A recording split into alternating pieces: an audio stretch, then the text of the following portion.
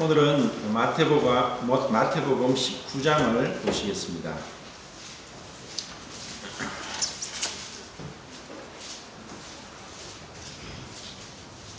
마태복음 19장에서 이제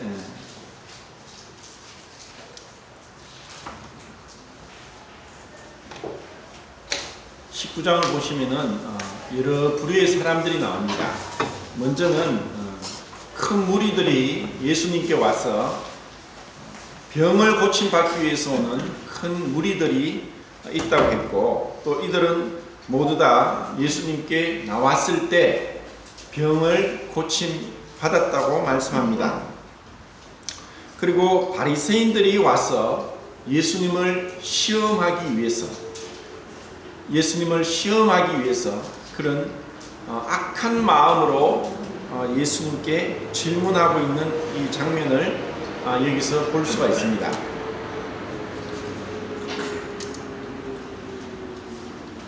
그리고 제자들이 나오고, 그리고 어린 아이를 데리고 온 그 부모들이 나옵니다.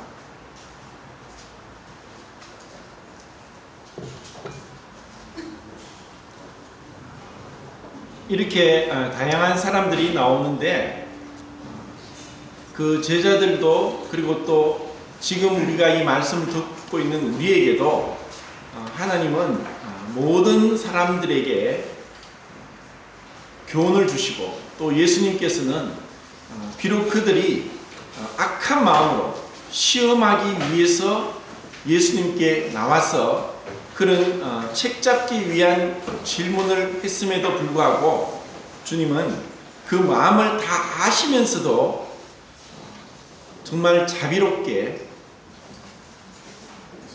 답변을 하시는 것을 봅니다. 이제 이런 다양한 부류의 사람들이 이제 어떻게 해서 주님으로부터 교훈을 받고 은혜를 받는가를 살펴보겠습니다.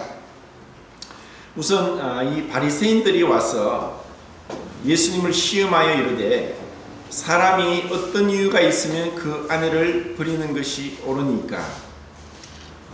오늘날 이 문제는 굉장히 민감한 문제입니다. 그리고 분명히 하나님께서 우리에게 말씀하셨음에도 오늘날은 너무나 많이 하나님의 말씀에서 빗나가 있고, 그리고 말씀과 너무 많이 떨어져 있기 때문에 이런 말씀을 제대로 교제하지도 못하고, 또 말씀을 올바로 가르치지도 못하는 시대에 우리는 살고 있습니다. 그래서 이 부분을 제가 어떤 식으로 교제를 할까? 오늘날 너무나 많은 사람들이 이혼을 하고 있고, 또 우리 교회에도 이혼한 그런 사례들이 있고, 또 이혼하고 재혼한 부모 밑에서 자라나고 있는 우리 청년들도 있고, 또 너무나 마치 유행처럼 이렇게 세상이 흘러가고 있는 이러한 가운데 우리에게 올바른 하나님의 말씀의 기준으로 이 부분을 반드시 짚고 넘어가야 된다고 생각을 합니다. 그래서 좀 더 넓은 의미로, 다만 어떤 이혼에 국한하지 않고 오늘날 우리 시대에 만연하고 있는 잘못된 성의식에 대해서 한번 생각해 볼까 합니다.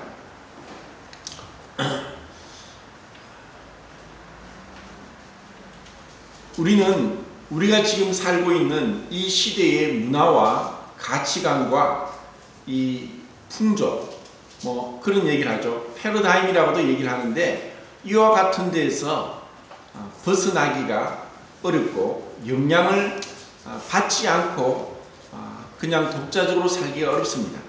산속에서나 어떤 매스컴의 영향을 받지 않고 그런 문화와 접하지 않는다면은 모르지만, 우리는 모두 다 너무나 밀접하게 이런 세상에 돌아가는 이제는 우리나라뿐 아니라 다른 많은 세계 곳곳에서 일어나는 것들에 대해서 영향을 받고 있습니다.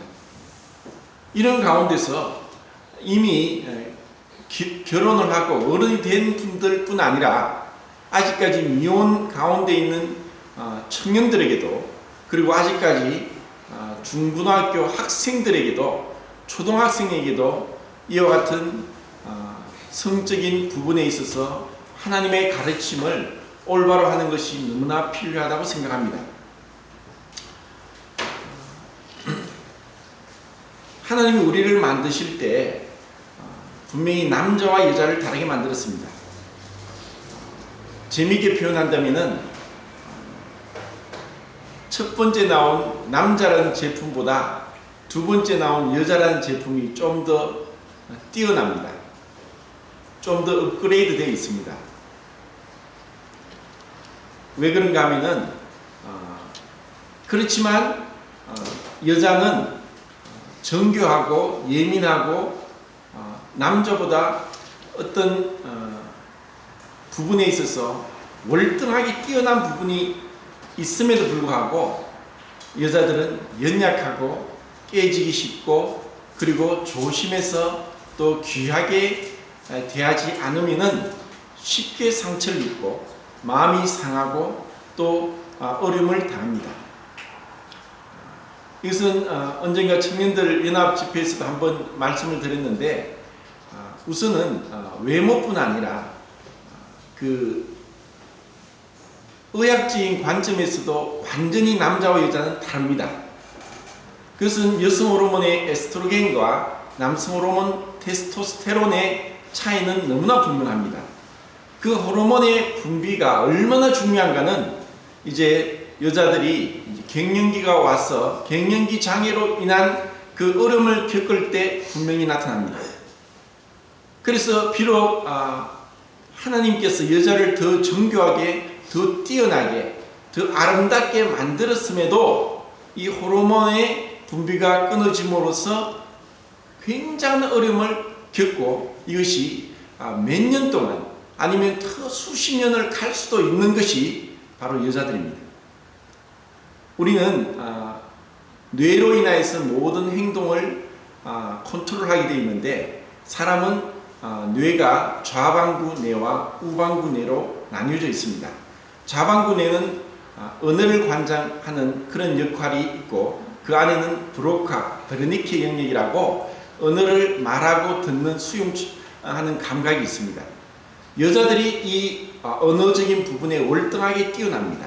남자들은 우뇌가 시각적이고 어떤 추상적이고 또 어떤 이런 부분에 있어서 굉장히 발달되어 있어서 남자들의 그 우뇌로 인해서 또 우뇌 앞부분에는 공간 지각력이 있습니다. 그런데 이것이 여자들에게 굉장히 이제 약합니다. 그러니까 여자들은 이 주차를 하는 데 있어서도, 어떤 방향을 잡는 데 있어서도, 전 세계 많은 사람들이 남녀 평등 가운데 직업에 있어서도 이제는 점점 균등하게 그 직업을 가지고 있지만, 오직 전 세계 모든 비행기 조종사 중에서 여자는 1%가 되지 않습니다. 이것은 남자와 여자가 분명히 다르다는 것입니다. 그리고 좌뇌와 우뇌가 연결하는 것을 뇌량이라고 하는데, 뇌들보라고도 하고 영어로는 코퍼스 칼로숨이라고 하는데, 그것을 신경섬유다발이라고 합니다. 남자의 뇌는 여자의 뇌보다 9% 정도가 더 무거운 반면에 좌뇌와 우뇌를 연결하는 신경섬유다발인 뇌량은 여자가 10% 더 많습니다.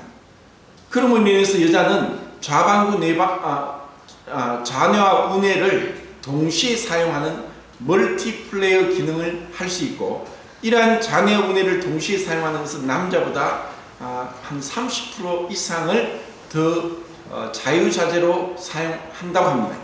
그래서 어떤 의미의 여자들은 남자들 볼 때 조금 바보스럽고 조금 모자라는 것 같고 또 이해를 못하는 이런 부분들이 있습니다. 그런데 남자들은 테스토스테론에 의해서 굉장히 진취적이고 정력적이고 야심적이고 일을 추진하는 데 있어서 굉장한 어떤 여자에게 없는 그런 정열이 있습니다. 이것은 모든 남자에게도 적용되고 이것이 다르게는 이제 성적인 부분에까지 영향을 미침으로 인해서 남자들이 여자들을 함부로 행하는 성범죄가 일어나기도 합니다. 오늘날은 문화가 굉장히 개방적이고 또 이런 부분에서 자유주의적인 사고가 들어옴으로 인해서 우리에게도 많은 성적인 범죄가 일어나고 있습니다. 하나님은 이것을 아십니다. 그리고 하나님 말씀에 명백하게 이러한 부분에 있어서 금하시고 또 그에 대한 당연한 처벌이 없다라는 것을 하나님은 말씀하시고 계십니다. 자, 우선 이 손을 넣으시고 신명기 22장을 보시겠습니다.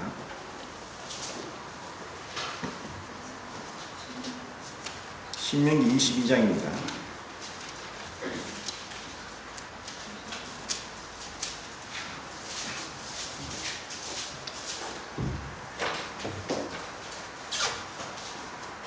(22장) 13절부터 제가 한번 읽겠습니다.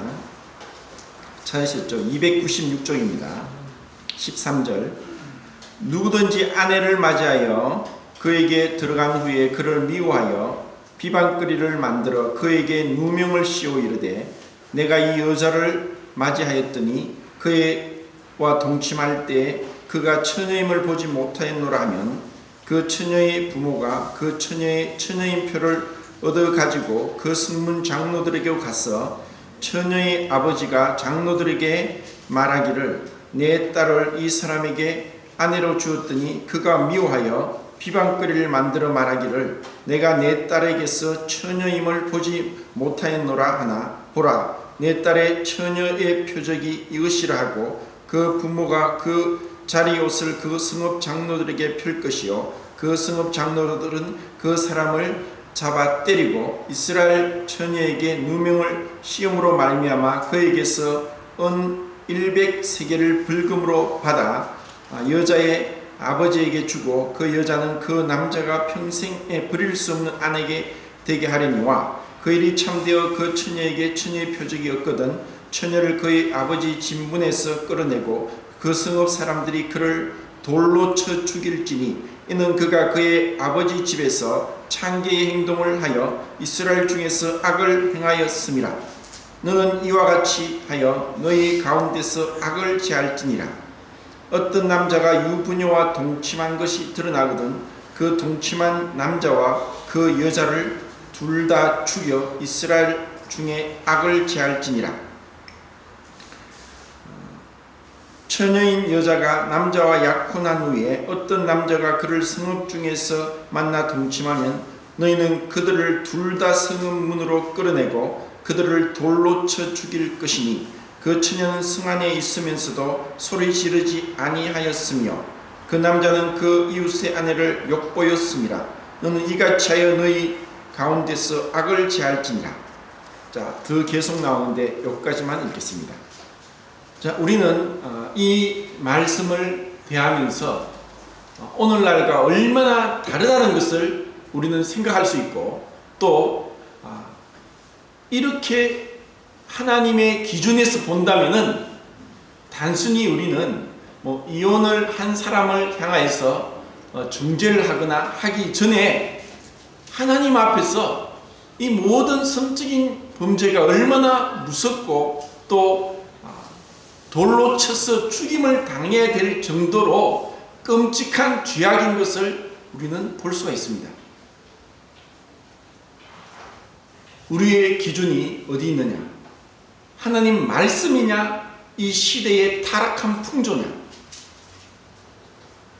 하나님은 우리를 만드신 분이고 또 우리의 모든 것을 감찰하신 분입니다. 이것은 세상에서도 지금 가르치지 않습니다. 제가 학교 다닐 때는 성교육 시간이라는 것은 아예 없었습니다.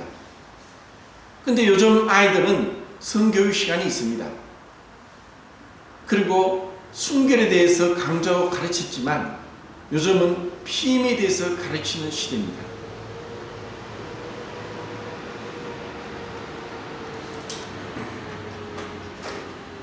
24장을 또 보시면은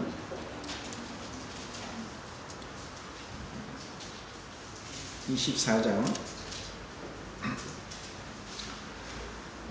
사람이 아내를 맞이하여 데려온 후에 그에게 수치되는 일이 있음을 발견하고 그를 기뻐하지 아니하면 이혼 정서를 써서 그의 손에 주고 그를 자기 집에서 내보낼 것이요 그 여자는 그의 집에서 나가서 다른 사람의 아내가 되려니와 그의 둘째 남편도 그를 미워하여 이혼 정서를 써서 그의 손에 주고 그를 자기 집에서 내보낼거나 또는 그를 아내로 맞이한 둘째 남편이 죽었다 하자 그 여자는 이미 몸을 더럽혔은즉 그를 내보낸 전 남편이 그를 다시 아내로 맞이하지 말지니 이 일은 여호와 앞에 가증한 것이라.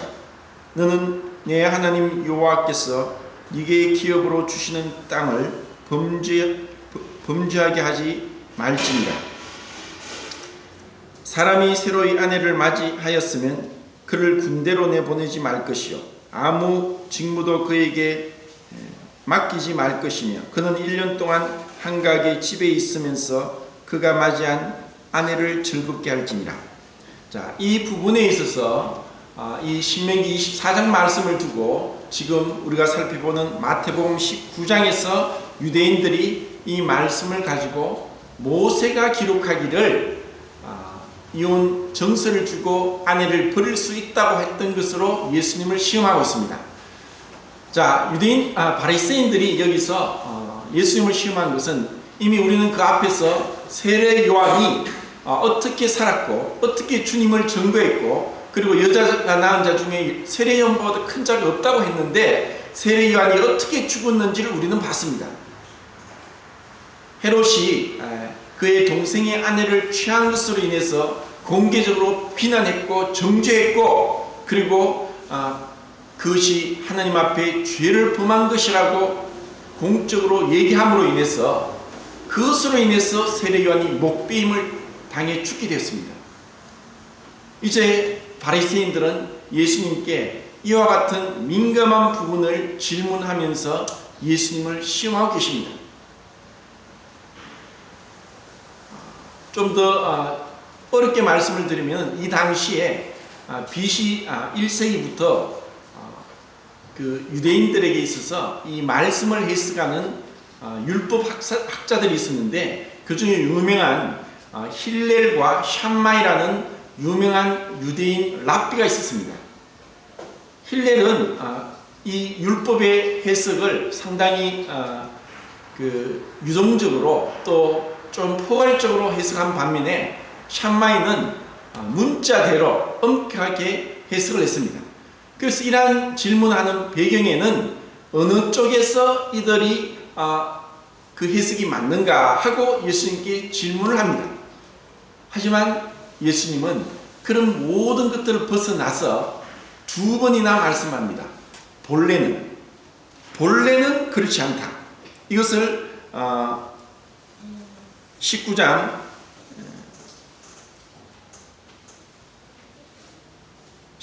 몇 절에 있냐면은 4절과 그리고 8절에 본래는 하나님이 그렇게 하지 아니하셨다 하면서 어떤 모세 이전에 창세기까지 그래서 출애굽기에서 모세가 또 신명기에서 말씀한 이것을 더 뛰어넘어서 창세기까지 하나님이 사람을 만든 그 부분에서부터 말씀하고 있습니다.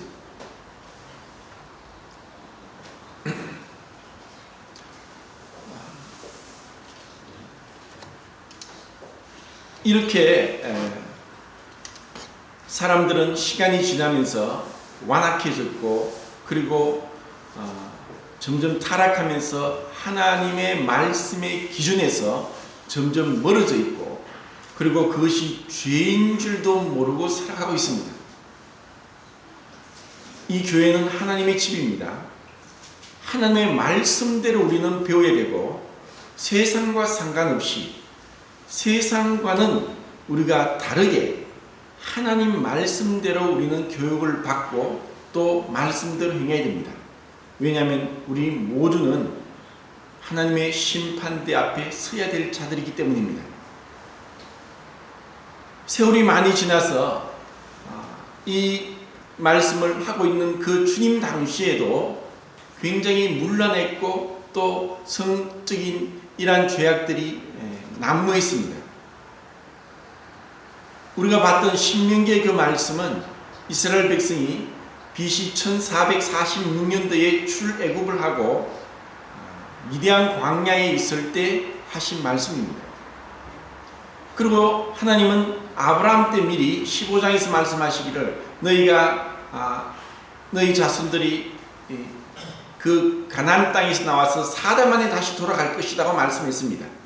그 이유는 이스라엘 그 70명의 야곱의 가족들을 애굽의 강대한 정치력과 군사력과 행정력이 있는 곳에서 보호해서 400만 명의 이상의 한 민족이 되게 하시기 위한 목적이 있었고, 또 한 가지는 가나안 땅의 7 족속들의 가나안 족속들의 죄를 참아 기다리시고 오래 참으시다가 그들을 심판하기 위해서 이스라엘 백성을 강대한 군대가 되게 하고 여호수아를 통해서 그들을 징벌하는 것을 볼 수 있습니다.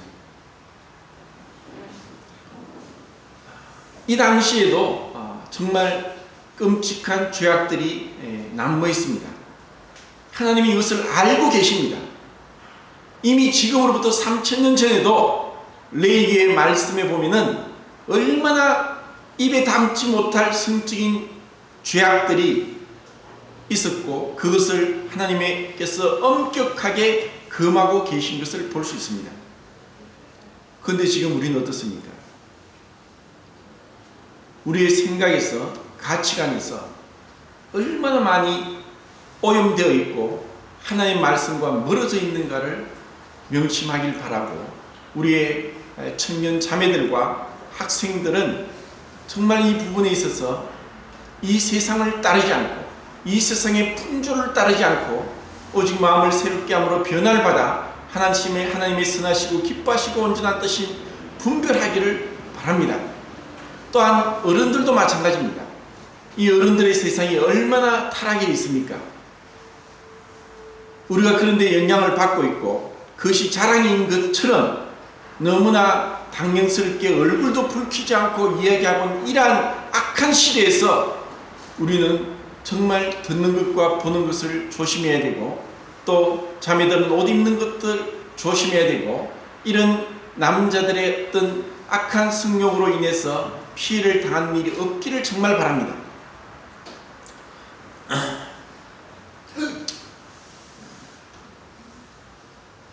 제가 자료를 찾으면서 우리나라 조선시대에는 어떠한 성윤리가 있었는가를 자료를 찾아봤습니다.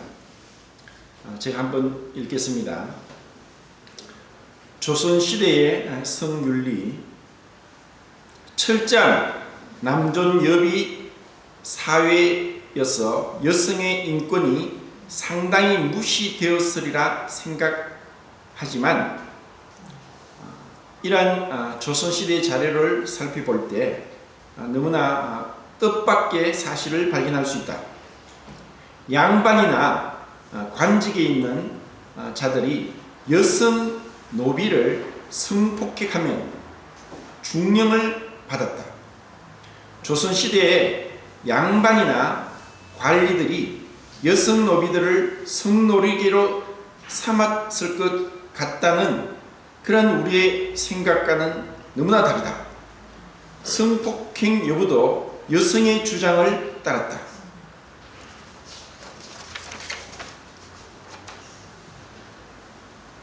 우선 성폭행에는 대명률 법관 조항의 내용으로 심판을 했다.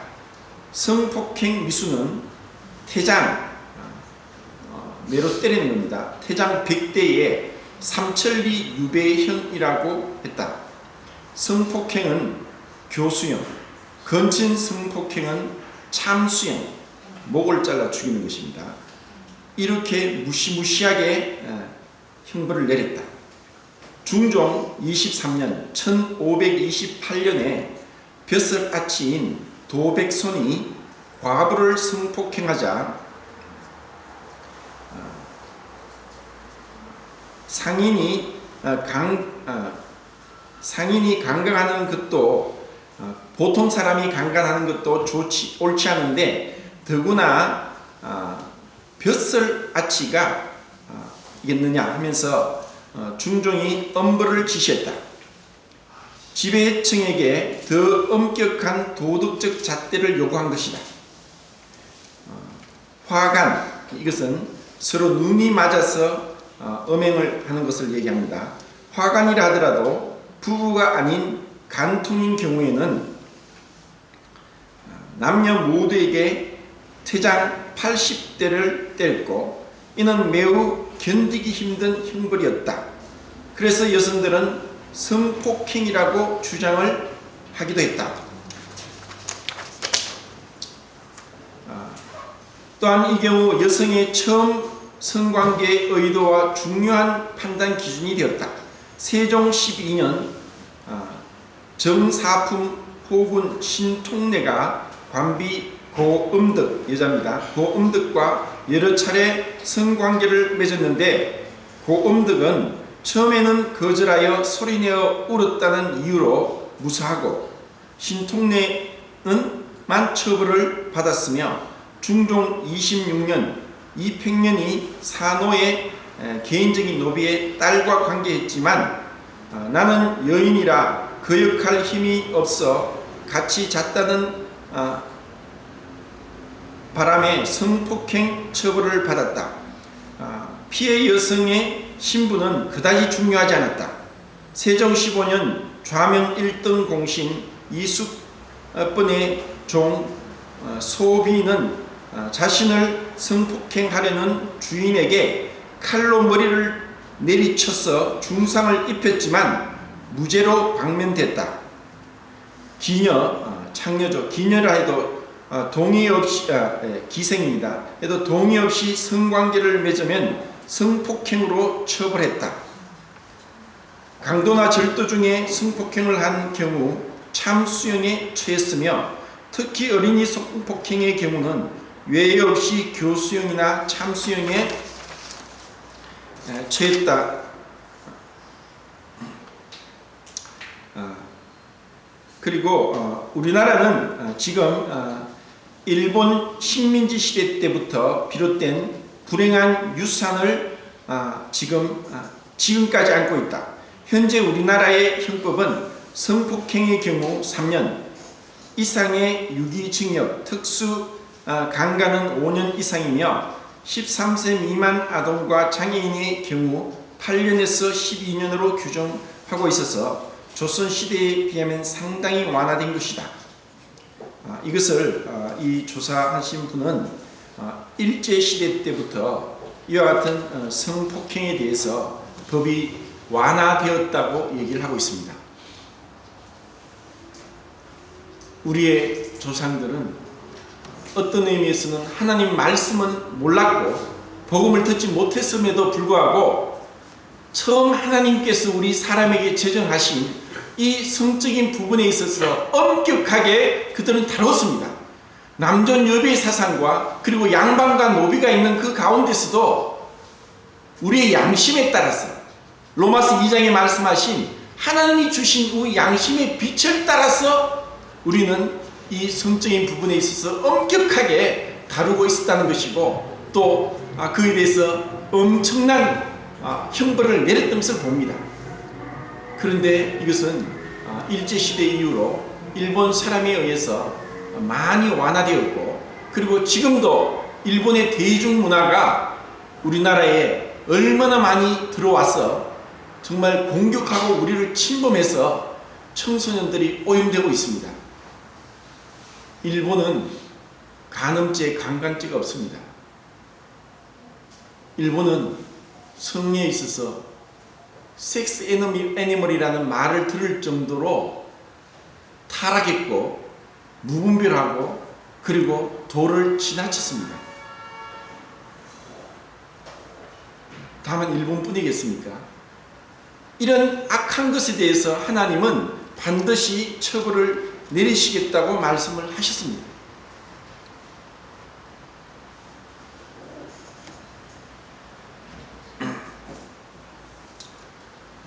정말 우리에게는 하나님의 은혜가 필요하고 우리의 몸은 하나님의 성전이라 그랬고 이것은 형제들도 마찬가지고 결혼한 자도 마찬가지고 미혼도 마찬가지입니다. 이것에 대해서 정말 하나님 말씀을 읽고 하나님 말씀대로 우리 자신을 지키고 그리고 세상 사람들의 그런 헛되고 악하고 무익하고 정말 무소리만큼 죄악된 이런 가치관에서 우리 자신을 지켜야 됩니다. 그래서 단순히 마태복음 19장에서 이혼에 대해서 우리는 생각할 때 하나님 말씀에 비추고 우리는 마태복음 5장에서부터 산상수훈의 말씀을 우리는 보았습니다. 여자를 보고 마음의 음욕을 품으면 이미 간음하였다고 말씀합니다. 사람은 행동을 보지만 하나님 우리 마음속을 보십니다. 우리에게 일어나는 끊임없이 일어나는 이 성적인 충동과 그리고 이런 악한 마음들을 하나님의 은혜로 그리고 십자가로 인해서 주님의 보혈의 능력으로 이기지 아니하면 아무도 이길 수가 없습니다. 세상이 이렇게 타락하고 악한 가운데 하나님 우리를 지키시고 보호하기를 원하십니다. 그리고 우리가 때로는 이와 같은 가운데 여러가지 불이익을 당할 수도 있고 바보 취급 당할 수도 있고 그리고 외면당할 수도 있을지라도 우리는 하나님 말씀을 따라가야 되는 것입니다.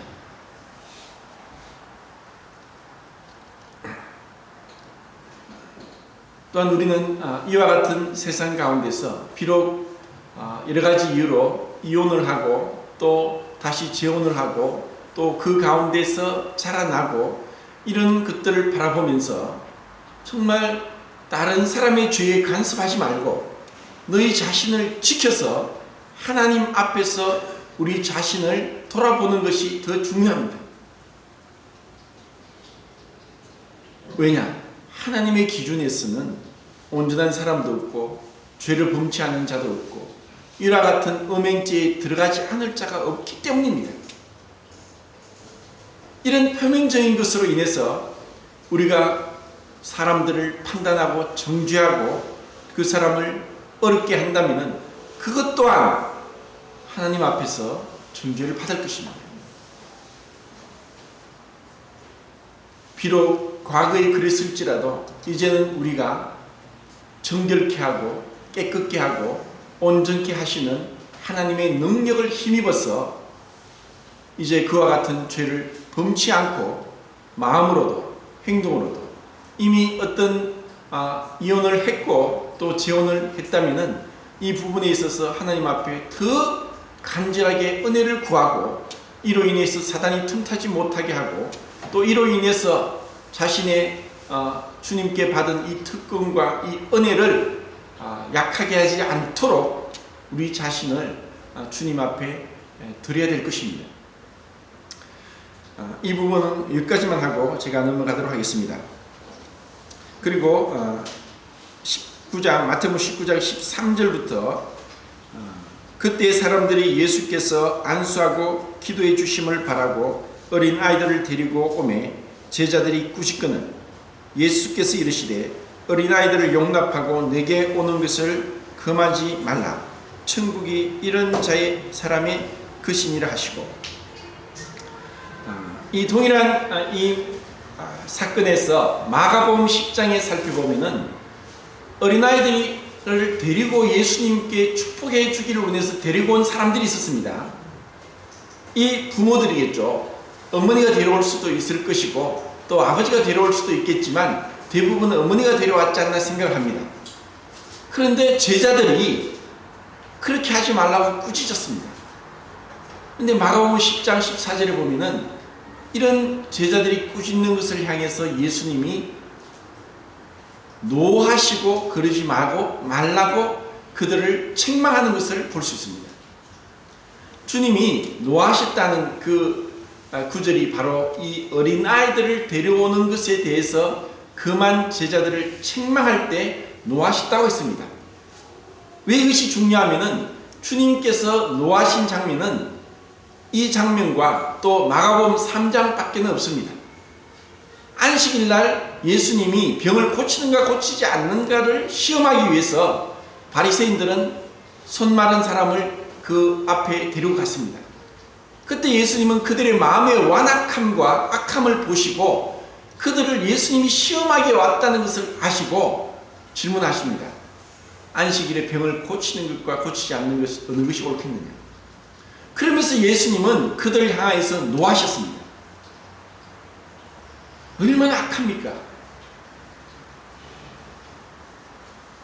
어떻게 병 고치는 데 대해서 그들은 율법적으로 종이 되어서 율법에 아무 일도 하지 말라고 했다는 말씀을 잘못 적용해서 병 고치는 예수님을 책망하고 비난하기 위해서 그렇게 했다는 것입니다. 이때 주님께서 노하셨다는 그 대목과 지금 어린아이를 예수님께 데려오는 것을 금한 제자들을 책망하실 때 노한 것과 동일한 것입니다. 그리고 예수님의 분노는 마태복음 23장에 화 있을진저 바리새인과 서기관들이 하면서 7번이나 이 바리새인과 서기관들을 책망할 때 화 있을진저 하면서 독사의 새끼들아 하면서 강하게 책망하신 것 외에 노하신 것은 바로 이 두 대목입니다. 주님은 참 그 하나님이시면서 완전하시고 영원부터 영원까지 계신 분이시고 모든 것을 아시고 모든 것을 하실 수 있는 분임에도 불구하고 자신을 알지 못하고 자신에 대한 무한한 그 모독과 또 모멸 가운데서는 그렇게 노하셨다는 부분이 없습니다. 그러면 우리는 여기서 어린아이들에 대해서 우리는 생각을 다시 해야 됩니다. 어린아이들에 대해서 우리가 어떠한 생각을 가지고 있느냐. 제가 지난주에도 말씀을 드렸듯이 우리나라는 1920년대 강정환 선생님께서 어린아이들을 존중하고 어린이날을 제정하면서 그렇게 어린아이들이 존중을 받았습니다. 실질적으로 그전에는 존중하지 않았고 귀하게 여기지 않았습니다. 그럼 이 어린아이는 어떤 아이를 이야기하느냐? 단순히 표면적으로는 육신의 나이가 어린 자를 어린아이라고 얘기할지 모르지만 제가 그때 말씀드린 거 기억하십니까? 어린아이가 헬라어로는 파이디온입니다. 파이디온이란 이 단어는 예수님께서 제자들에게도 사용했습니다. 그것이 요한복음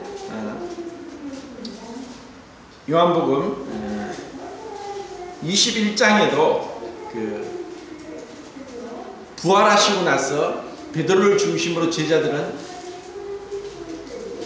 부활하신 예수님을 목격했지만 갈릴리 바다에 가서 다시 고기 잡고 있습니다. 예수님은 바닷가에서 숯불을 피우고 생선을 굽고 떡을 구우면서 그들을 부르십니다. 얘들아, 너에게 고기가 있느냐? 이때 파이디온이라는 단어를 사용하고 계십니다. 그리고 요한일서 2장 18절에 아이들아, 지금은 마지막 때라. 즉 그리스도가 오리라는 말을 너희가 들은 것과 같이 지금도 많은 즉 그리스도가 일어났나니 그러므로 우리가 마지막 때인 줄 아노라. 사도 요한이 요한 장로가 이 요한일서를 통해서 아이들아 하고 친근하게 부르는 여기에도 파이디온이란 단어를 쓰고 있습니다. 그래서 예수님께서 이제는 분명하게 육신적으로 어린 아이들을 그 부모가 데리고 왔을 때 축복했지만 실질적으로 이 어린 아이라고 주님 말씀하신 18장 3절입니까? 18장 3절에 이름으로 진실로 너희에게 이르노니 너희가 돌이켜 어린 아이들과 같이 되지 아니하면 결단코 천국에 들어가지 못하리라. 너희가 돌이켜서 어린아이와 같이 되지 않으면 결단코 천국에 들어가지 못할 것이다. 이것은 모든 사람에게 말씀하고 있습니다. 돌이키는 것은 회개라고 이야기했죠. 사람들은 나이가 들면서 다른 사람과 또한 자기 자신에게 있는 죄성이 점점 드러납니다.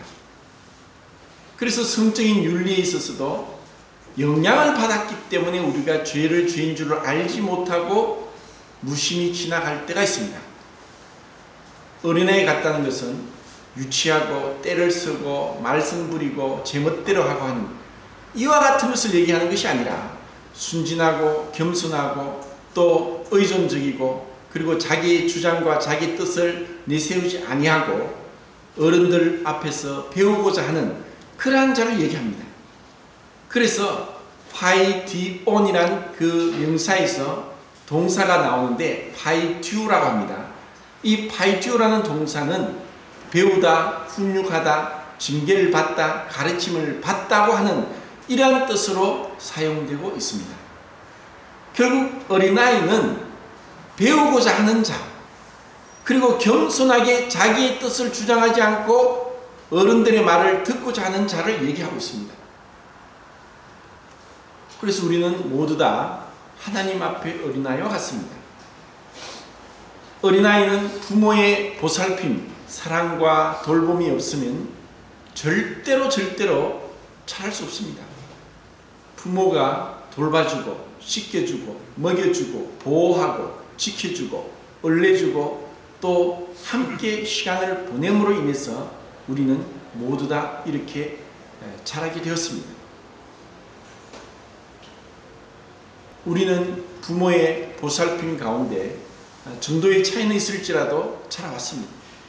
그래서 부모를 경외하라고 말씀하십니다. 우리 모두는 하나님 앞에 어린아이와 같습니다. 아담과 하와는 에덴 동산에서 하나님이 모든 것을 마련하신 가운데 어린아이처럼 하나님의 보호 가운데 그들은 지냈습니다. 그런데 그들이 정직하게 지음을 받았지만 모든 것들을 다 주셨지만 그들은 꾀를 내었습니다. 그리고 하나님과 같이 되고자 했고 교만한 마음이 일어났고 하나님을 대적하고 하나님 말씀을 업신여기게 되었습니다. 이제 우리는 돌이켜서 어린아이와 같은 심정으로 하나님 말씀하십시오. 우리의 머리를 우리의 가치관을 백지로 만들고 그리고 세상적인 것들을 버리고 돌이키고 회개해서 하나님 말씀 가운데 하나님이 말씀하시는 것을 다시 써내려가야 되고 배워야 되고 그대로 따라가야 되는 것입니다. 그렇기 때문에 어린아이에 대한 주님의 가르침은 너무나 중요합니다.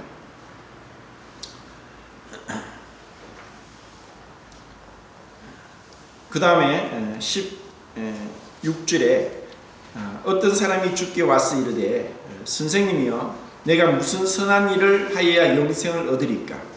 예수께서 이르시되 어찌하여 선한 일을 내게 묻느냐? 선한 이는 오직 한 분이시니라. 네가 생명에 들어가려면 계명을 지키라. 이르되 어느 계명이 오니까? 예수께서 이르시되 살인하지 말라, 간음하지 말라, 도둑질하지 말라, 거짓 증언하지 말라, 내 부모를 공경하라, 내 이웃을 내 자신과 같이 사랑하라 하신 것이니라. 그 청년이 이르되 이 모든 것을 내가 지키어 사온데 아직도 무엇이 부족하니까?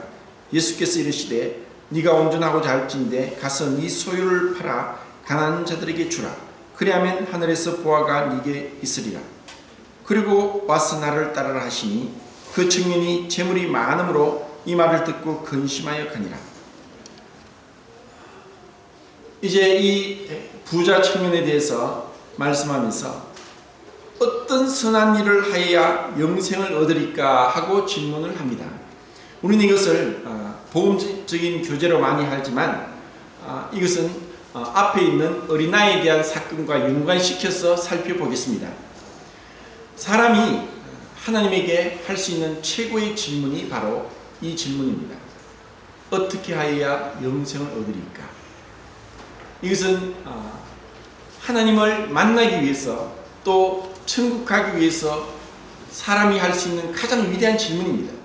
이미 구원받은 우리에게는 주의 영광을 보여주소서 하는 모세의 기도가 우리에게 필요합니다.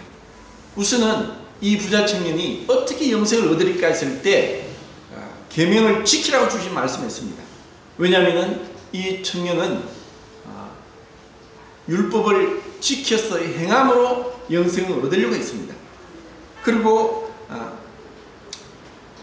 말씀합니다. 네가 생명에 들어가려면은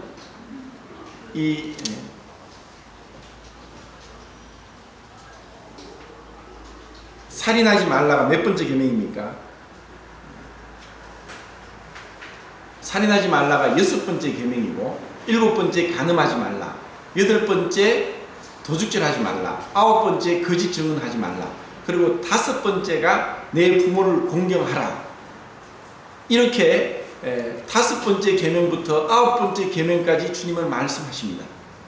그때 이 부자 청년은 네, 다 지켰습니다 하고 얘기했습니다.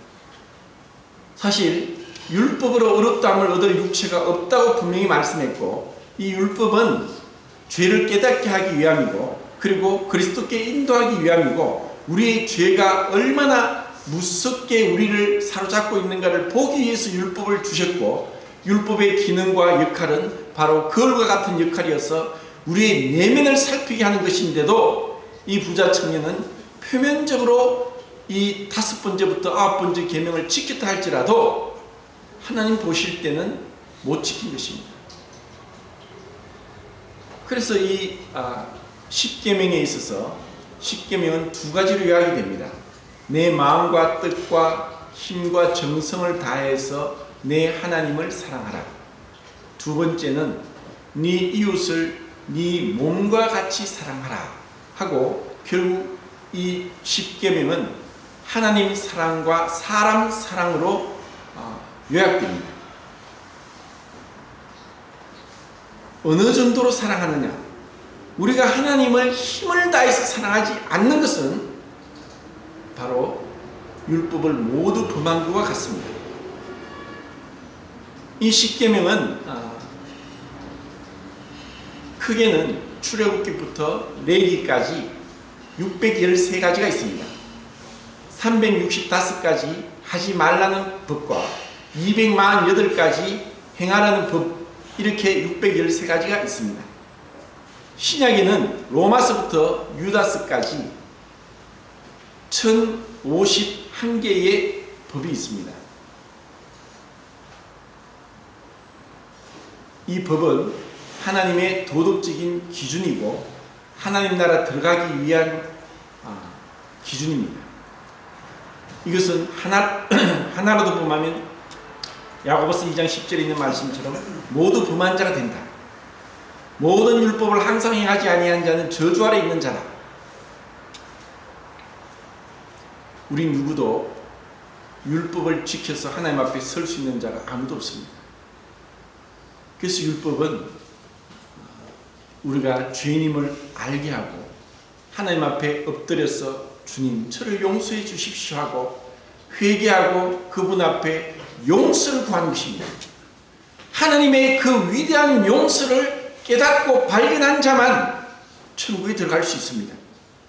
그런데 용서를 구하지 않는데 어떻게 용서를 받을 수 있겠습니까? 그리고 우리가 용서를 받았다면 누구를 감히 정죄하고 비난할 수 있습니까? 이것이 18장의 마지막에 있는 부분입니다. 너희가 중심으로 형제를 용서하지 않으면 아버지께서 너를 용서하지 않을 것이다. 우리가 정말 하나님의 용서를 받았다면 주님의 은혜를 구해야 됩니다. 그리고 우리가 관대함과 온유함과 겸손함으로 다른 사람들을 위해 기도해야 됩니다. 자, 여기서 이 부자 청년을 향해서 그래, 네가 다 지켰느냐? 그때 주님은 한마디 말씀하십니다. 네 모든 재물을 팔아 가난한 자들에게 주고 그리고 나를 따르라고 했습니다. 주님은 속지 않습니다. 오늘날은 돈이 많은 사람들이 교회에서 대접받습니다. 그러다 보니까 돈이 없으면 교회도 못 간다고 하는 너무나 통탄할 말을 듣게 됩니다.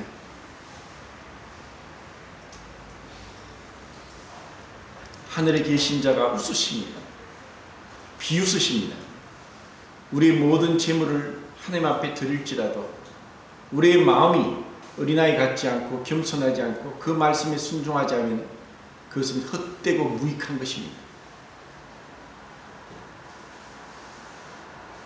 이 돈은 너무나 중요합니다. 오늘날 돈은 신이 된 나라입니다. 북한은 인간이 신이 된 나라이다면 남한은 돈이 신이 된 나라입니다. 우리는 그 가운데 살고 있습니다. 하나님의 그 기준에서 정말 정직하고 그리고 겸손하게 이 돈에 대해서도 회개가 필요하고 10의 1조가 하나님께 드리는 기준이 아니라 모든 것이 하나님의 것인데 그 중에서 하나님은 우리의 믿음의 분량대로 드리라고 했습니다. 우리가 헌금을 하는 것이 믿음의 정도의 표시입니다. 이것은 사람들에게 보이고 누가 얼마를 했고 또 누가 얼마를 했는 것으로 오늘날 타락되어 있지만 주님은 과거의 두 렙돈을 칭찬하신 분입니다. 우리가 이 재물에 대해서 하나님의 은혜로 깨끗이 함을 받고 회개하고 이 재물에 대해서 내 것이라 주장하지 않고 주님 앞에 믿음으로 자원함으로 기쁨으로 드린다면 하나님은 반드시 그것을 받으십니다. 이 땅에서는 계산될 수도 있고 계산되지 않을 수도 있지만 하늘나라에서는 분명하고 정확하게 그리고 우리의 상상을 지나쳐서 하나님은 보답하십니다. 보이지 않는 하나님을 보이는 것 같이 하여서 사람 앞에 행하지 않고 보이지 않는 하나님 앞에 행한다면 주님은 큰 은혜를 베푸실 것입니다. 우리 가운데도 이 물질 앞에 정말 믿음으로 어렵고 힘들고 가난하고 불쌍한 자들을 도와주는 자들이 있습니다. 오늘 아침에 최승희 장님과 통화를 했습니다. 세포한교회 박성수 장로님이 12년 동안 미얀마에 전역을 다니면서 미얀마는 남북한 크기의 3.5배인 나라입니다. 어떤 선교사도 가지 않는 그 사회주의 국가에서 목숨을 무릅쓰고 북쪽까지 오토바이를 타고 24시간 동안 달리했어도 그곳에까지 가서 복음을 전하고 고안을 돌아보고 물질로 헌금하면서 이런 숨은 가운데 놀라운 일들을 행하고 계십니다. 많은 목회를 하는 자들이 자기 교회의 건물을 더 크게 더 멋지게 높이 쌓고 그리고 눈에 보이는 것들을 위해서 따라갈 수도 있고 사람들 앞에 칭찬을 받을지라도 이렇게 숨어서 보이지 않는 가운데 믿음으로 행한 자들은 흔치 않습니다. 그리고 그곳에서 가는 곳마다 어린아이들이 몇백 명씩 모여들고 말씀을 듣기 위해서 아침부터 저녁 9시까지 끊임없이 복음을 전하고 그들은 배우고자 하고 정말 그들에게 이 복음에 대해서 하나님 말씀에 대해서 귀하게 여기고 또 겸손한 어린아이 같은 자세가 있는 것을 볼 때 미얀마의 미래가 밝다. 어떤 미얀마 성도는 47살인데 박사학위를 받고서 결혼을 포기하고 그 어린 아이들을 돌보고 있는 그러한 성도도 있다고 얘기를 합니다. 우리는 보이는 세상 가운데서 믿음으로 보이지 않는 저 영원한 하늘나라를 향해서 가고 있습니다.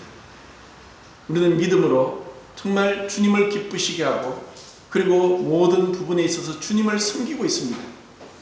물질로서, 시간으로서, 나의 은사로서 사람을 섬기는 것이 주님을 섬기고 성도들을 사랑하는 것이 주님을 사랑하는 것이고 물질로 봉사하는 것이 주님을 기쁘시게 하는 것입니다. 우리에게 정말 눈을 뜨게 하시고 영원한 것을 보게 하시고 그리고 이 땅에서 우리가 하나님 말씀으로 다시 우리가 새로 세팅이 되고 그리고 하나하나 고침받고 회개하고 돌이켜서 주님 앞에 나가기를 정말 원합니다. 고린도전서 14장 말씀을 보고 말씀을 정리하겠습니다.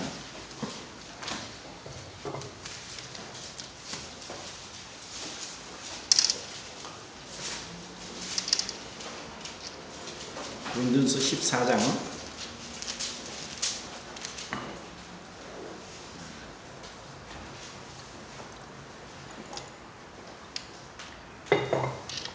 14장 20절입니다. 같이 읽겠습니다. 시작. 형제들아, 지혜는 아이가 되지 말고 악에는 어린아이가 되라. 지혜는 장성한 사람이 되라. 자, 우리가 어린아이가 되는 것, 어린아이가 같이 되지 않으면 결단코 천국에 들어가지 못하리라. 어린아이가 내게 오는 것을 용납하라고 했던 그 주님의 말씀 가운데 이제 지혜는 어린아이가 되지 말고 장성한 사람이 되라. 장성한 즉 어린아이를 버렸다 하는 이 말씀과 상충되는 것 같지만 사실 동일합니다.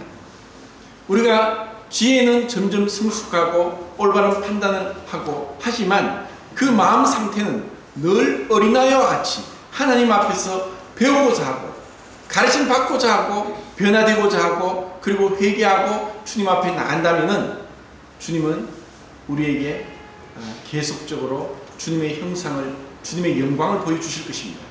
그리고 악에는 어린아이가 되라.